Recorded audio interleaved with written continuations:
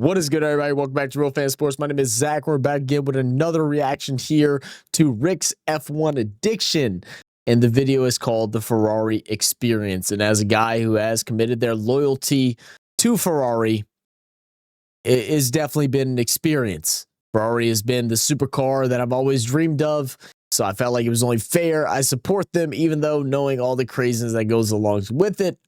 But nevertheless, let's take a look at what Rick has to think about the Ferrari experience.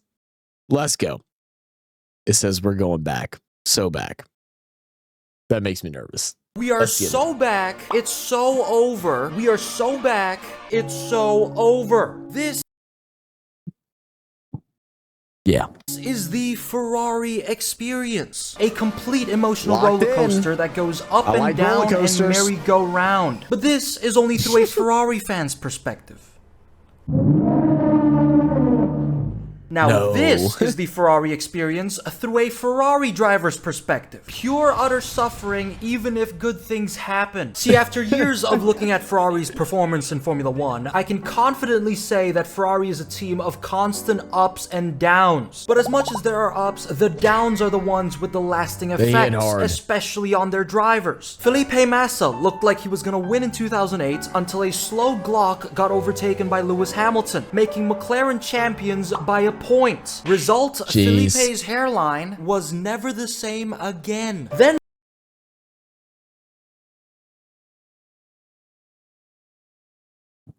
Fernando Alonso won so many races in 2010 and 2012, but still lost both championships to Sebastian Vettel by at least 3 points. Result, Fernando's iconic stare of doom and despair. Then Sebastian Vettel joins Ferrari, had potential to win in 2017 and 2018, but as mistake after mistakes happened, he lost. Result, Sebastian was never the same again, and so was his hairline.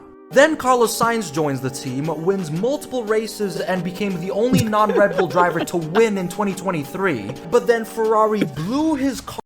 The talks of hairline just makes it make even more sense. I'm supporting him now.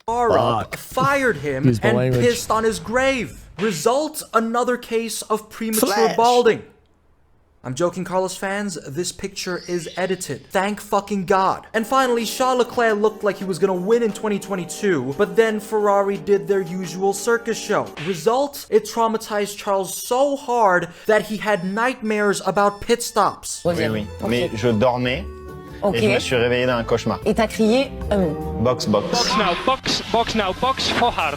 Stay out, stay out, stay out.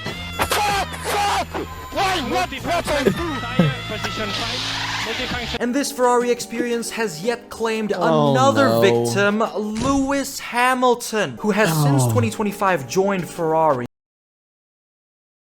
For those of y'all that don't know, that don't join us during our live streams for other sporting events, I have been deemed the jinx. Every sport that I watch, any team that I tend to support, it doesn't matter how good they did the previous year, they turn out to do bad. And it's really been since we started this channel, which is the most saddening thing ever. We started this channel. I'm from New Orleans. I'm a New Orleans Saints fan. We started this channel the year after Drew Brees retired, which we all know how that turned out. If you're a fan of the NFL, I became a Ferrari fan and simultaneously decided that I'm also a Lewis Hamilton fan after watching a couple videos and immediately felt the effects of what it's like to be a Ferrari driver on debut. Where in the first race of the season, Australia 2025, after aura farming so hard before the season started, Ferrari qualified behind Williams, V-Carb, and Mercedes. The team Lewis left because he thought that they were going to be slower. However, as an excuse, Ferrari did run a wet weather setup during qualifying, so maybe that's the reason for poor performance.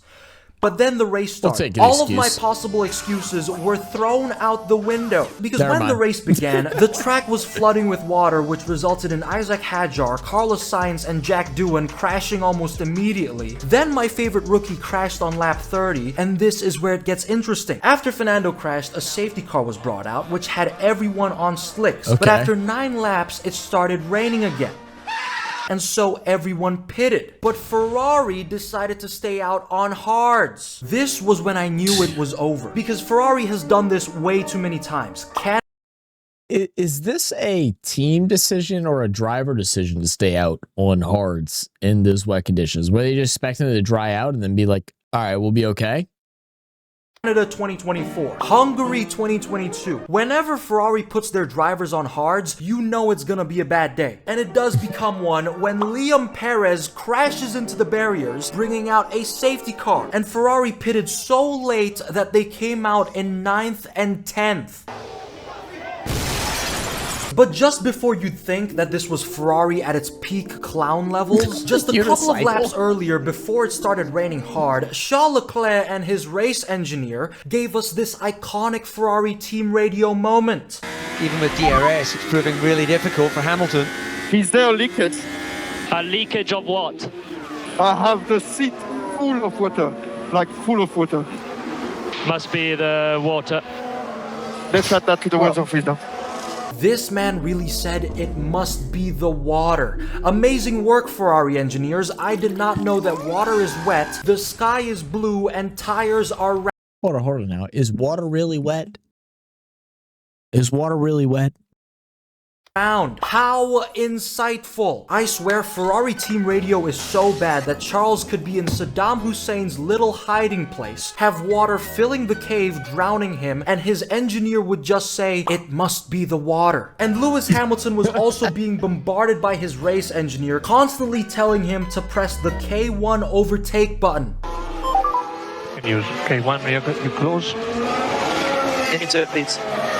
K1 available. Yes, I know. Leave me to it, please. Try to hold the K1. That's for practice. I know it's difficult. I'm not close enough. Copy. I'm not close enough. Now we're close, I'll do it.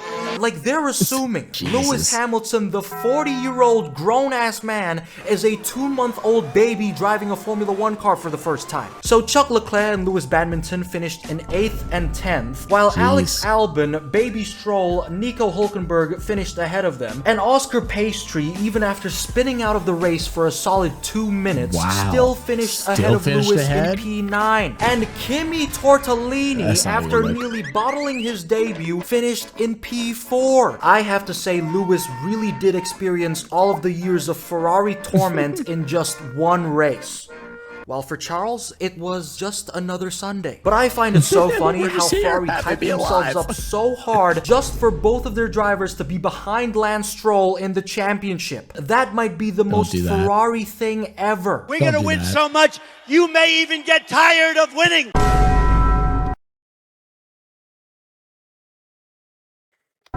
And you'll say, please, please, it's too much winning. It's too much. And I'll say, no, it isn't. We have to keep winning. We have to win more. Keep winning. I'm not a political guy. Don't even start in the comments.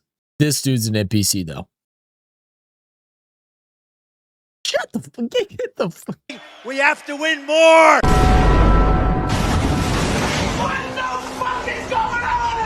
But as I said earlier, the Ferrari experience is a down but also up mess. Because as soon as F1 went to China, Lewis Hamilton took pole in sprint qualifying and won the race. I didn't watch the China match. A completely opposite experience that he had a week ago. But then the actual race started. And Ferrari was so back to being shit. Throughout the entire race, Lewis and Charles were busy spending time in the midfield and finished. I feel like that's the shit thing because it's really hard for me to watch the pole races and stuff like that. It is just the days and times don't work out, but like the race days I can watch when I'm not being lazy, but like the other days are really tough. I didn't even know about this guy. I saw the results and I was like, I didn't see Hamilton win first, but he just was the race in P5 and P6, while Haas was in P7 and Mercedes was on the podium. Got the Motorola. However, I think the ultimate loser of this race wasn't actually Ferrari, but Fernando Alonso retiring thanks to a brake failure, which I am never gonna forgive Aston Martin for. Jeez. But a couple of... Have y'all ever broke y'all's TV getting so mad at something? I've never broke my TV, but I definitely have during a stream, Saints versus Packers Thursday Night Football, where we're up by, I think, like 12 or something like that. I can't remember what the score was, but I got mad and I grabbed my camera and I chucked it across the wall. Thankfully, it was my cheap camera and not my expensive one. A couple of hours after the race finished, just before you'd think Fernando had it bad, it was then announced that Pierre Gasly, Charles Leclerc, and Lewis Hamilton were disqualified from the race for having cars that didn't follow the regulations. Once more, amazing work, Ferrari. Did you guys calculate the dimensions of your cars with pasta instead of a fucking ruler? Like, this is so stupid. Just before you'd think Ferrari couldn't be more ass, they get shittier. When they go low, I go lower. And this is the up and down experience I was talking about. Lewis Hamilton went from winning to having it so bad that he recreated Alonso's 2012 stare and completely forgot how to form a sentence. And McLaren and McLaren and Mercedes and Keep in mind, this was after his second ever race with Ferrari. At this rate, the man is going to go bald again. However, Ferrari thankfully wasn't as bad as Liam Slowson, who has incredibly done a P20 hot streak in qualifying in his 2 ever races for Red Bull. Now, I do know that it's probably because the second Red Bull car is undrivable, but honestly, what the fuck is that? Holy Jesus. What is that? What the fuck is that? And this is where I finally get to talk about someone in my area of expertise. Helmut Marko, aka the dried up nutsack who was responsible for putting Liam in Red Bull just to replace him after 2 races. Now this man is Red Bull's chief.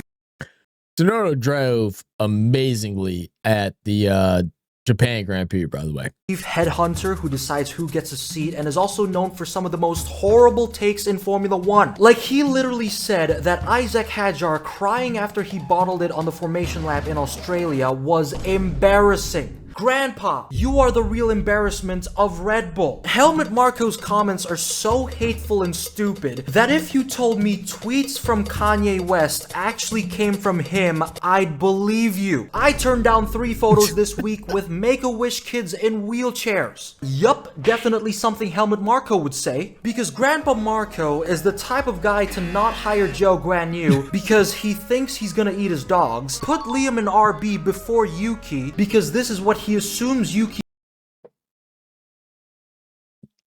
Is that something that needs to be discussed?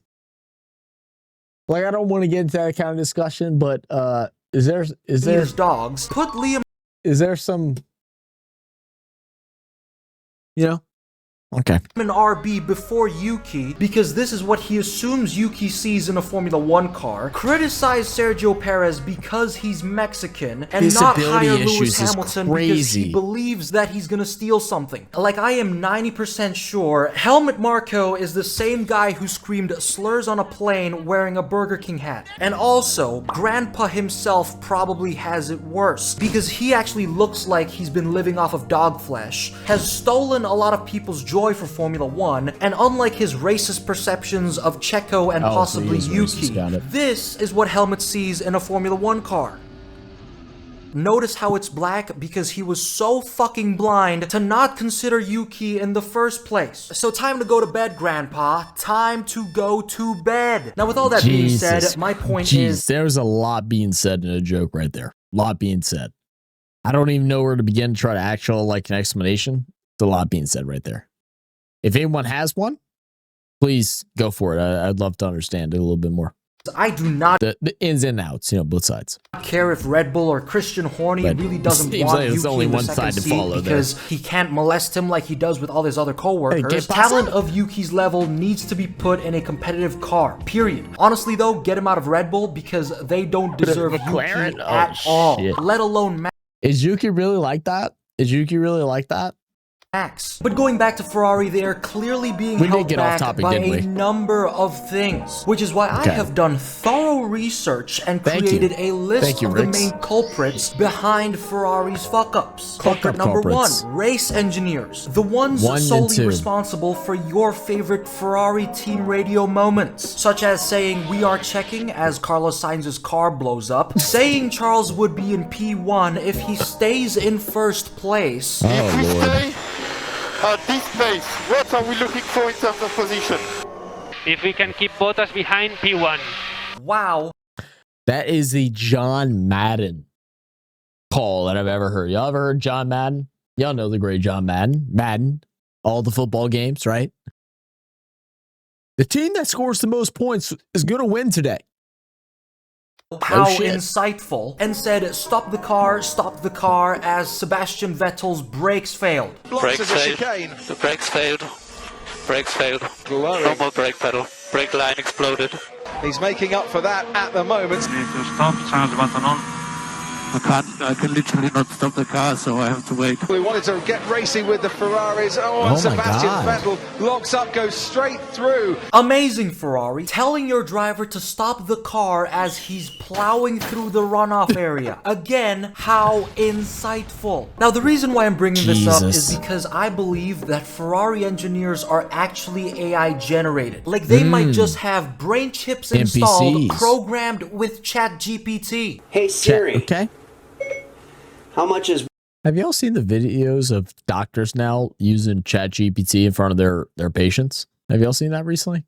That's crazy work. 1/5. Hey Siri, how much is one fourth of... 1 plus 1 over 4 is 1.25. Hey Siri. Please try again in a moment. Hey Siri. Fuck, I hate Siri. No, shut up. But the thing is, I think Ferrari engineers might be stupider than AI, which is why I'm now going to ask ChatGPT itself about what it thinks Ferrari engineers should have done during all of their fuck-ups. So ChatGPT, go ahead. Thank you so much, Rick. What I think Ferrari should have done was to actually hire competent race engineers that are human beings instead of AI robots manufactured in Maranello, improve their pit stop times, and not make their drivers stay out on hards while it's pouring rain. Because I am not like those dumbass fuckers on the pit lane wearing red thinking that they can see the future. Thank you.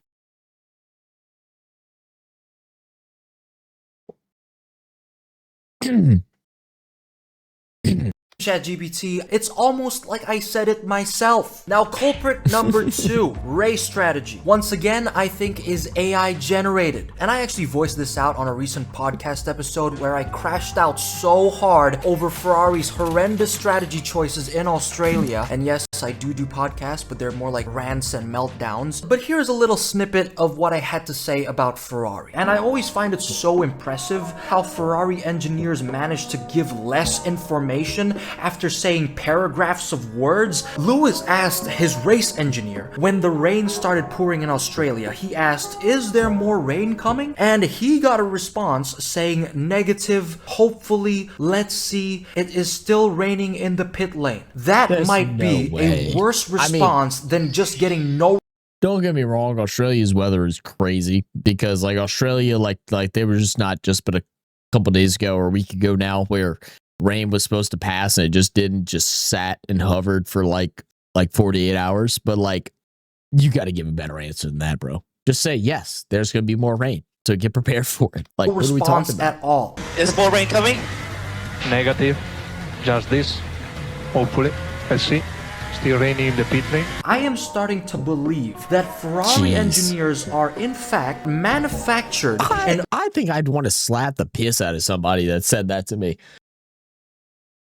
That's like when you're like a young kid or whatever, and you're getting driven home by a a friend's brother, and that you have to give him direction how to get home, and you're like, yeah, just go ahead. You're gonna go straight left to the right, and then go right left to the straight. And then they just drop you off at the corner and they say, walk the fuck home. That happened to me before. Open AI power plants where they are programmed with chips that have to give out a specific response when they are being questioned, which is why we only see the words "we are checking" from a Ferrari race engineer. It's like if an AI tells you, hold on, we are generating you a response. Jesus Christ. Like, does that not sound convincing enough? Thank you, Rick, from a couple weeks ago. That sounded exactly like something I would definitely say. And culprit number 3, incompetence. Ferrari is the most incompetent team in Formula 1. In 2019, they had a pretty questionable engine that made the SF90 a piss missile on the straights, and yet they barely won any races. They constantly send their drivers out on qualifying laps when there's a shit ton of traffic. They had Charles disqualified from the 2023 US Grand Prix for the car breaching regulations and had the exact same thing happen again in China 2025. Collapse, huh? Holy Jesus. What is that? What? They need a rework from bottom up, it seems like, or top down, whatever. I don't care if you go bottom up, top down, left to right, side to side. I don't care. Inside out, rewind and reverse. It don't matter. And let's obviously not forget the brilliant, lightning quick pit stops that they're able to pull off. And this is the Ferrari pit stop when they weren't ready. Look, they're not even there. There's not a single intermediate tyre in sight. They came in, whether that was the crew weren't ready with the tyres, we don't know. I'm going to be the type of guy that says I could do that faster, because I definitely couldn't. But my goodness.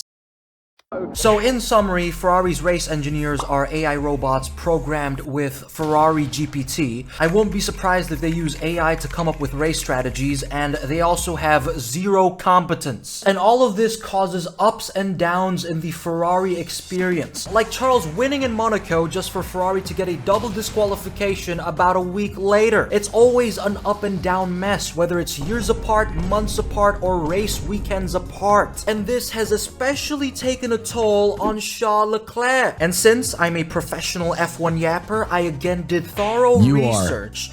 This is why me and Rick should be friends, because we like to consider ourselves professional yappers. We actually got merch that says it. Yapper Gang for life. Rick, I'm gonna send you a shirt. I need an address, P.O. Box. To uncover just how much Ferrari has affected Charles by asking a Charles Leclerc AI chatbot about what he thinks about his time at Ferrari. So Charles, go ahead. How would you describe your Ferrari experience? Thank you so much, Rick. All I have to say is, please let me go from this team. I cannot take it anymore. Ferrari strategies are abysmal, and I might want to end it all. Okay, I think he's in slight discomfort. Oh, and the Ferrari experience has also affected Ferrari fans the most, that have since turned into the most delusional people I know. Like, Ferrari fans thinking they still had a chance. Because wasn't Ferrari once, like, dominant in the F1? Like I'm pretty sure they were. Right? I don't want to say any names and get myself mixed up. Weren't they dominant at some point? Like in the early 2000s, like 90s, 80s, 70s and stuff like that? In 2022 was more delusional than the Germans thinking that they were going to win World War II despite Berlin getting blown to pieces from both sides. And I do understand a Ferrari fan's pain. It's dreadful. Because thinking Ferrari is going to win but then they don't is like getting catfished by a chick who claims to be an actress, but the only show she's been on is 600 Pound Life on TLC. But to make everyone feel better, let's see how Team LH is coping with the sudden Ferrari experience. This wasn't on you. This isn't the debut you deserved, but we will be back. You'll be back next week, champ. And we have no doubt you will kill it. Just so you guys know, these were comments made in Australia. So to everyone saying that it was going to be different next week, it indeed was, except he got fucking disqualified. But, well, at least they aren't in their suicidal phase. Yet. See, Ferrari fans are also some of the most artistic people I know, because they've been able to paint their ceilings with their brains like Kurt Cobain. But when Ferrari fans don't get catfished, and Ferrari does have its ups, it's a really good feeling. Problem is, it feels like it happens only once in a blue moon, and this is because Ferrari only performs well when their drivers do everybody else's job. I've said this in my first... Little cockiness. A little bit of cockiness in the, you know, the higher office for Ferrari is what we're getting. Which I mean, I guess that kind of makes sense too, because isn't there like certain laws, or not laws, but like, I don't know, criterias that Ferrari has with who can buy their vehicles, where they can drive it, and all kind of different stuff like that? Am I like out of pocket with that? I feel like I've heard that somewhere. First ever video that what a Ferrari driver needs to do to succeed is to be the engineer, driver, strategist, pit crew, pit wall, mechanic, and heck, even the marketing team. Yeah, now, of course, if the team is so bad, why do drivers bother to even drive for them? That is the million-dollar question. Why would anyone bother to be a Ferrari driver if they're so shit? And the boring answer would be, oh, it's a very historical team, blah, blah, blah, someone shoot me in the head. Whereas the real answer answer is because if they are able to persist through all the fuck-ups and become a world champion, it's gonna feel like nutting 5 times. How is this allowed on YouTube? At once. Being a Ferrari champ is more rewarding than being a champion in any other team in the top 5. Change my mind. Actually, it's kind of like being a champion in Red Bull's second seat while Max Verstappen exists. But to cheer up all the Ferrari fans watching this video that hopefully haven't ended at all, I want to talk about the F1 people I've mentioned in this video as things to never say to someone who just came out. Now, this might seem in no way related to this video, but let me cook. Starting with, "Hi gay, I'm dead," is 100% something Valtteri Bottas would say. "This has been so obvious ever since I started stalking you," is what Christian Horny would say. "Next, I was planning to come out this very moment and you just stole my thunder," is something Yuki Tsunoda would say about Pierre Gasly. Toto Wolff, on the other hand, is the type of guy to go, "Would you like to go on the record stating that for our organization's diversity initiative?" And "I knew the second you told me you were gay," is something Helmut Marko would say. Because if he can't racially profile you, he would sexually profile you. And last but not the least, Max Verstappen is the type of guy to go, "I'm gayer." Now that is what I call insightful. Take that, Ferrari.